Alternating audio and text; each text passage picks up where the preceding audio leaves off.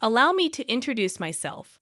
I'm Rebecca, 28 years old, fresh from a wedding to Richard, a man 7 years my senior.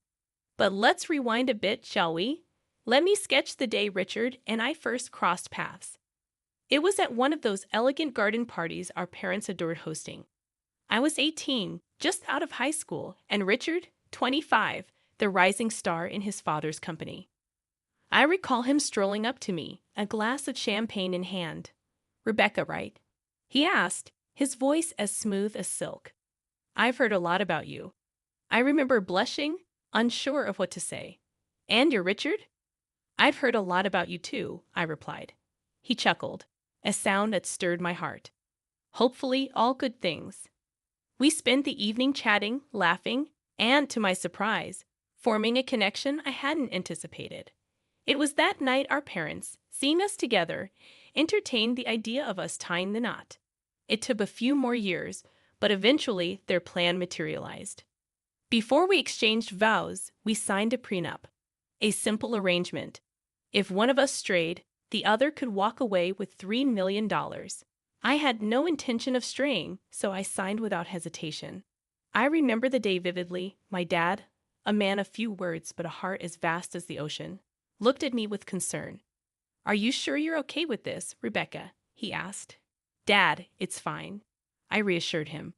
"I trust Richard, and he trusts me. This is just a formality." Richard was there too, insisting on signing the paper. "I don't want you to feel cornered, Rebecca," he said, his voice strained. "If you're not comfortable, we can discuss it more." But I shook my head, smiling at him. "Richard, I'm fine with it. I trust you." He seemed relieved and echoed, "And I trust you, Rebecca." That marked the beginning of our journey. We married in a grand ceremony, the talk of the town. I was thrilled about this new chapter, blissfully unaware of the storm brewing on the horizon. After the wedding, we settled into a beautiful house on the city outskirts, a dream come true. Living with Richard, waking up next to him every morning, was surreal. He was sweet, caring, and for a while, everything felt perfect. Our honeymoon was like a fairy tale. 2 weeks in a beach resort, soaking up the sun and each other's company. But when we returned home, things shifted. Richard became distant, lost in his thoughts. He'd arrive late from work, head straight to bed without a word. We slept in separate rooms, ate at different times, barely speaking. One day, I confronted him. "Richard," I said, trying to steady my voice, "what's going on? You've been acting strange since our honeymoon." He looked at me, his eyes devoid of warmth. "I've just been busy with work, Rebecca," he replied, avoiding my gaze. "But we barely talk anymore." I persisted, feeling as though we were strangers inhabiting our own home. He sighed, running his fingers through his hair. "I know, Rebecca. I'm sorry. I'll try to make more time for us." But things didn't improve. If anything, they worsened. Richard started coming home even later, sometimes not until the early hours of the morning. He stopped eating with me, and our interactions became scarce. Suspicion crept into my mind. Was he seeing someone else? The thought churned my stomach. But I couldn't ignore the signs. I decided to confront him once more. "Richard," I said one night as he returned late, "are you seeing someone else?" He looked shocked at my question. "What? No, Rebecca. I would never do that to you." "But you're always out. You never spend time with me," I said, tears welling up. "I told you, it's just work," he said firmly. "I'm not cheating on you, Rebecca." Yet something felt amiss. Richard wasn't the man I married. He was distant, cold, and secretive. Conflicted, I resolved to uncover the truth. If Richard wouldn't confide in me, I would find out myself. I began by checking his phone while he was in the shower. Guilt gnawed at me, but desperation drove me to seek answers. I found no suspicious messages or calls, but a discovery made my heart sink. Richard had been searching for apartments. Was he planning to leave me? I confronted him. "Richard, why are you looking for apartments? Are you planning to leave me?" He looked taken aback. "No, Rebecca, I was just looking. I wasn't planning on leaving you." "Then why were you looking?" I asked, my voice trembling. I don't know, Rebecca, he whispered. I need some space. One day, I turned to my mom for advice. She's always been my rock. Mom, I said, I don't know what to do. Richard's changed. He's not the same person anymore. She listened, her face full of concern. Rebecca, she said, you're both still adjusting. You're newlyweds. It takes time to build a life together. I wanted to believe her, to believe that this was just a phase, that things would improve. But deep down, I knew there was more to it. Richard was concealing something, and I could feel it. I attempted to dismiss the feeling, convincing myself that Mom's reassurance held truth. Yet, the nagging voice persisted, a constant reminder that something wasn't right. A few weeks later, summoning courage, I approached Richard. I need a job, I declared, meeting his gaze. He appeared surprised. You want to work? He inquired, raising an eyebrow. I nodded. Yes, I need to do something, Richard. I can't just sit at home all day. After a brief pause, he offered a position at his foundation, which aided children in challenging circumstances. Taken aback, I accepted without hesitation. The foundation's work was renowned, and I had always admired their efforts. Working there breathed new life into me. Busy and engaged, I encountered resilient children who had faced more hardships than any should. It was heart-wrenching yet uplifting. The job provided solace, diverting my mind from home troubles. Though emotionally demanding, it felt meaningful. I believed I was making a difference, finding happiness amidst turmoil. Still, Richard's demeanor remained perplexing. Determined for clarity, I decided to hire a private detective. Doubts besieged me, and peace of mind became imperative. I enlisted Joe, a seasoned ex-cop with a sharp eye and no-nonsense demeanor. Detailing my concerns, I awaited his findings anxiously. I'll do my best, Rebecca, he assured, his expression stoic. But I can't promise anything. His report later arrived, his demeanor grave. I'm sorry, Rebecca, he said.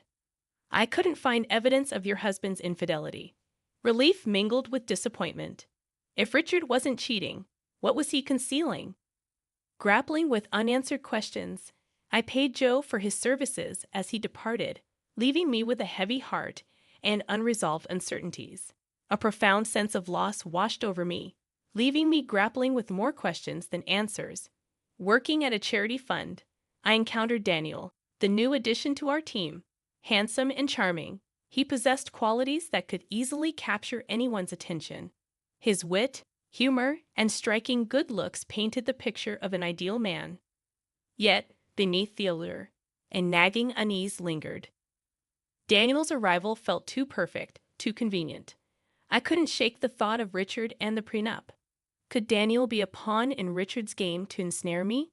Determined to unveil the truth, I rehired Joe, the private detective who had previously investigated Richard.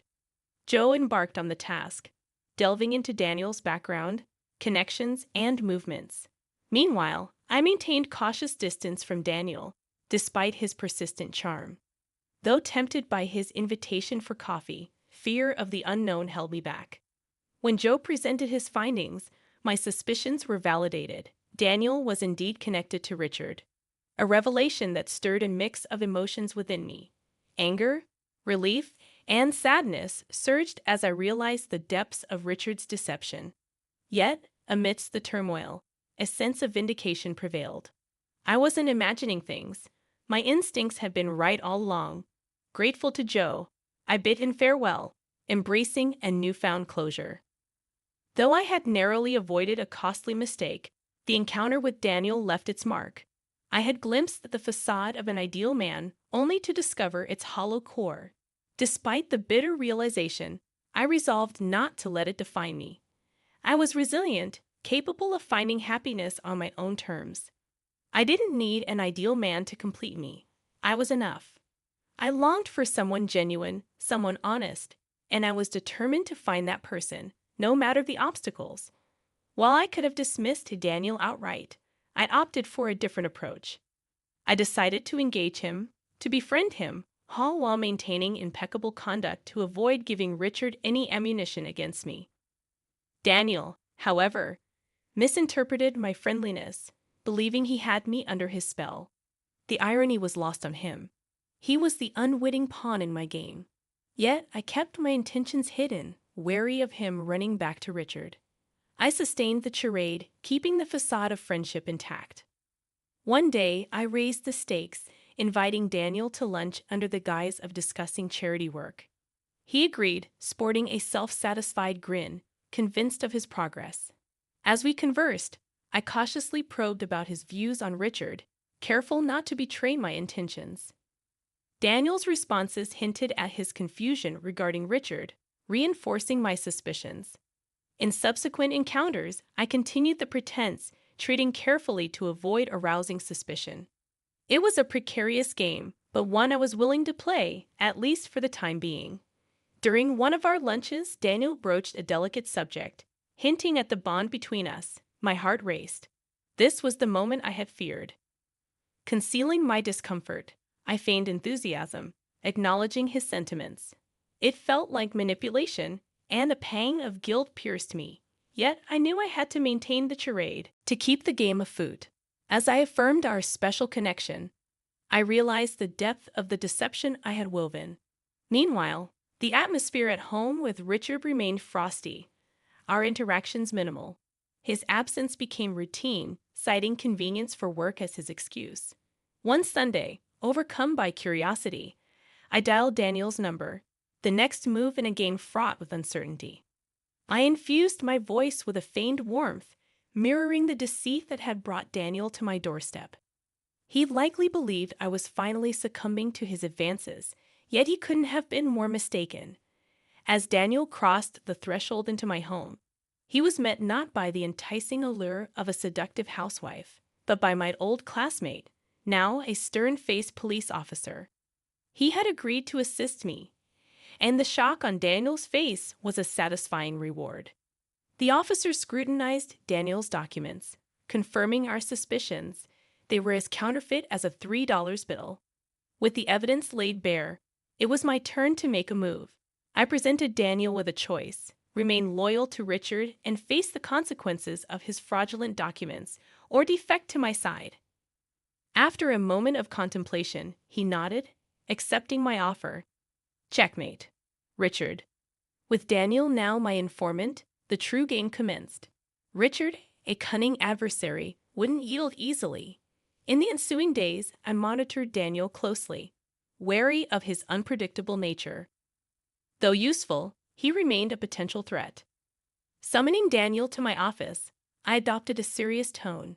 It was time to delve into Richard's machinations, to unearth his strategies and plans. Daniel hesitated momentarily before agreeing to divulge everything he knew. Thus, I gained my insider, ready to launch a counterattack. But this was merely the prelude. The real battle lay ahead. Richard wouldn't capitulate without resistance, and I had to be prepared. The stakes had escalated from mere gamesmanship to all-out warfare, where survival was paramount. As weeks passed, impatience gnawed at me. I yearned to confront Richard, to prove I wasn't the submissive pawn he presumed me to be. Joe, my trusted ally, offered counsel. Provoke Richard, make him believe I had fallen into his trap. It was a risky gambit, but I was resolute. Daniel and I orchestrated a staged photo shoot, carefully crafting images that hinted at impropriety. Yet, we safeguarded the originals, preserving their innocence. Entrusting Daniel with the envelope containing the fabricated evidence, I urged him to deliver it to Richard, letting him draw his own conclusions. Daniel's apprehension mirrored my own doubts, but there was no turning back now. For in this escalating conflict, the rules of engagement had blurred, and only survival mattered. I know, I replied, a steely resolve in my voice, and I'm ready. The very next day, Richard wore a facade of smiles at dinner, thinking he had outsmarted me. Yet not a word escaped his lips about it. But I wasn't perturbed. I knew what was coming, and I was prepared. Meanwhile, Joe was relentless, digging up dirt on Richard, unearthing the evidence we needed. His dedication and skill were unmatched, and I trusted him implicitly. Finally, Joe called, his voice rough with satisfaction. I've got him, he declared. Photos, videos, the whole shebang. A rush of excitement flooded me. Good, I said, a smile spreading across my face. Let's bring him down. But I didn't confront Richard, not yet. I wanted him to think he was winning, relishing the moment he realized he'd been played. So I waited, playing the part of the dutiful wife. As the clock ticked toward the family dinner at Richard's parents' mansion, I knew the showdown was imminent. Halfway through the main course, Richard stood, a smug smile adorning his lips. "I have something to say," he announced, producing photos of me with Daniel, tossing them on the table as if presenting a winning hand. The room fell silent as Richard accused me of infidelity. Yet I stood, meeting his gaze with unwavering resolve. "Yes," I said calmly, "I know this man, but he's not my lover. He's an actor hired by you, Richard, to frame me." With a confident flourish, I played a recording of Daniel's confession, shattering Richard's facade. But I wasn't finished. Pulling out my own evidence, I confronted Richard with his own indiscretions. His attempts to deny were futile against the undeniable proof. His parents' disappointment was palpable, their trust shattered. The aftermath was swift. We divorced. Richard's parents ousted him from their company, and his reputation lay in ruins. Meanwhile, I walked away with $3 million in compensation. Richard, now jobless, struggled to rebuild his life, while I relished the freedom from his deceit. I had outsmarted Richard, playing his own game better than he ever could. It felt satisfying, vindicating. I had won, and now I'm basked in the tranquility of a life without him.